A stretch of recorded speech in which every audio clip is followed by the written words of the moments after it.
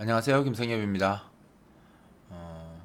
오늘은 실습 과제라기보다는 제가 성능 테스트 한 것을 보여드리려고 제가 녹화를 하고 있고요. 나중에 직접 이렇게 한번 테스트를 해보시면 더 좋을 것 같습니다. 느끼는 게 다를 수 있으니까.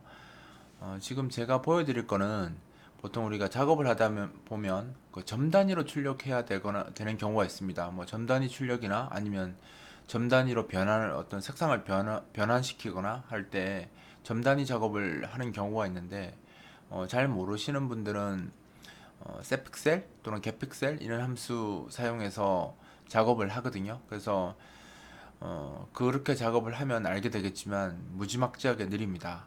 어느 정도 느린지 제가 확인할 수 있도록 제가 프로그램을 했고요. 한번 보여드리면 일반 그 셋픽셀 함수, 그러니까 DC, 그러니까 C 클라이언트 DC나 C 페인트 DC에 있는 그 DC를 가지고 점 단위 출력을 하면 지금 제가 딜레이를 건 것도 아니고요. 그냥 포문에서 그냥 바로 그리는데도 지금 이렇게 눈에 보일 정도로 느립니다. 지금 보시죠. 쭉 이게 폭이 450이고요. 높이가 450이고 지금 제가 지운 게 아니고요. 응답 없은 상태에 있다가 풀리면서 지워진 거예요. 지금 제가 C 클라이언트 DC로 지금 그리고 있거든요. 예.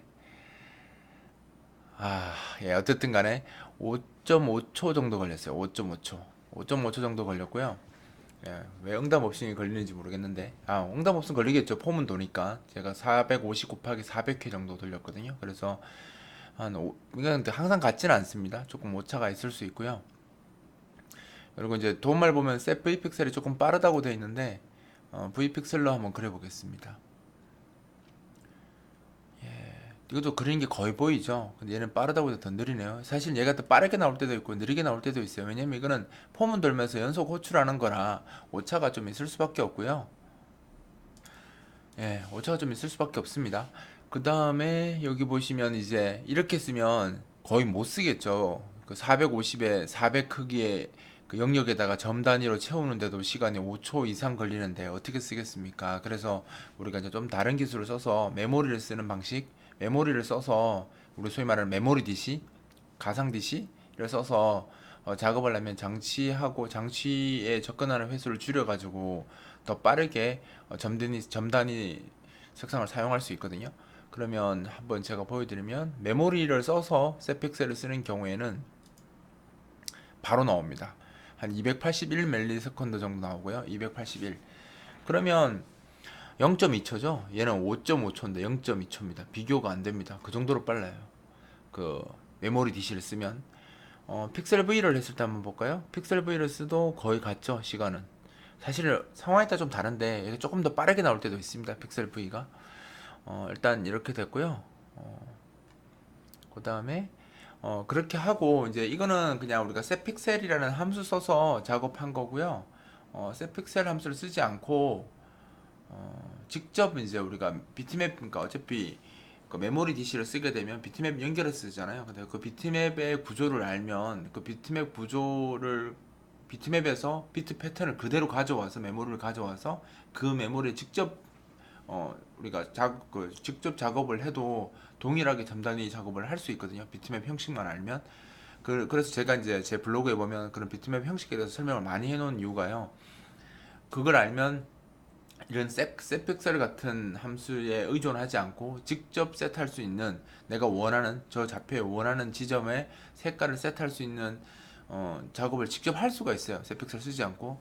그렇게 그 방식으로 제가 직접 출력하는 이 루틴을 구성을 해봤거든요. 해서 시간을 재보니까 시간이 0ms가 나옵니다. 즉 너무 빨라서 1mm도 안 걸리는 거죠, 작업이.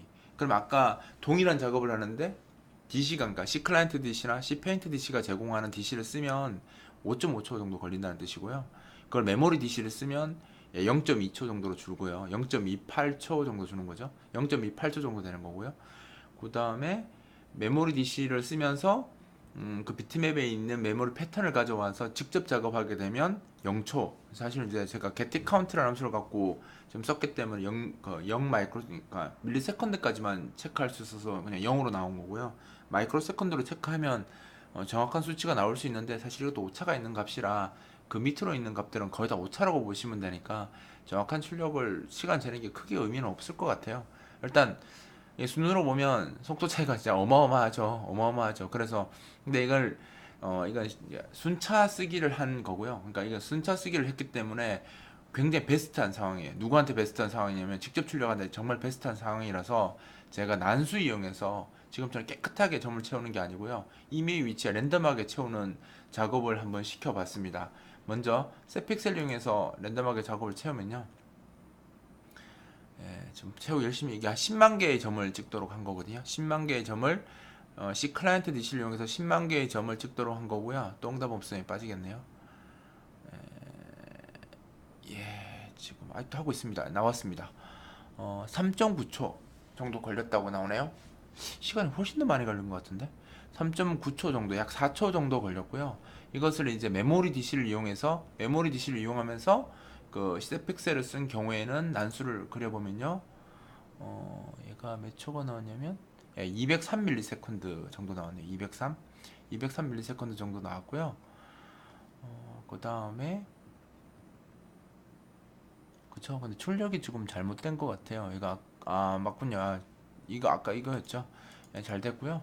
그 다음에 직접 출력을 쓰면서 난수 발생하는 대로 해볼게요. 그러면 얘는 31ms 정도 나왔습니다. 그러니까 차이가 그래도 많이 나죠. 근데 사실 이 차이가 중간에 그 난수 발생시키려면 랜드 함수 들어가잖아. 아래에 이제 랜드 함수 들어가면서 랜드 함수가 많이 쓰이면서 오차가 이렇게 막 이게 간격이 시간 간격이 많이 줄어든 거고요. 사실은 그 랜드 함수가 떨어뜨리는 부하를 빼면 실제로는 이 부하가 맞다고 보는 거죠. 그러니까 다른 함수가 껴서 지금 얘가 느려진 거고요. 실제로는 이거보다 더 빨라야 되는 건데 이게 어떻게 보면 가장 워스트한, 가장 경우가 안 좋은 케이스에서도 지금 빠르다고 느끼는 메모리 DC보다 더 빠르게 동작을 하게 만들 수 있는 겁니다. 결과적으로 봤을 때는 이제 그 우리가 C 클라이언트 DC나 C 페인트 DC에서 셋픽셀 점 단위 출력하고 있어 셋픽셀 쓰는 건 거의 못 쓴다고 보시면 되고요. 너무 느려서 메모리 DC로 쓰면 쓸 수는 있지만 느리게 느껴질 겁니다. 물론 얘도 빠르죠. 200ms 내에서 작업을 하니까. 근데 생각해보세요. 이게 450에 400 기준이라고 보시는 거예요.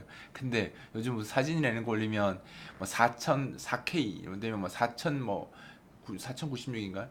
4096 이렇게 좌표가 커지잖아요. 그럼 얘도 감당 못해요. 지금 이 메모리 있어도 감당 못하거든요. 너무 커가지고. 그래서 어차피 셋픽셀러는 작업하면 너무 느려서 못 써요. 그래서 그걸 더 빠르게 쓰려면 직접 메모리 패턴 이용해서 써야 되는데 그렇게 되면 이런 속도가 나오죠. 0ms가 나오죠.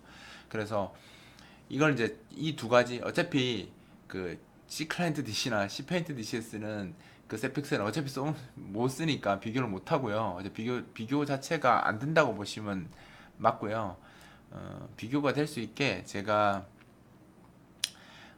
여기다가 제가 실행 파일을 두 개로 만들어 놨어요. 왜냐면 하나의 프로그램에서 두 개 보이면 지금 싱글 스레드라 한 놈이 느려지면 같이 느려져서 사실 의미가 없거든요. 그래서 제가 프로그램을 실행 파일을 두 개로 만들어서 지금 여기 이 버튼은 노이즈 출력이라는 버튼을 누르면 여기는 지금 메모리 DC 이용해서 노이즈를 패턴을 출력할 거고요.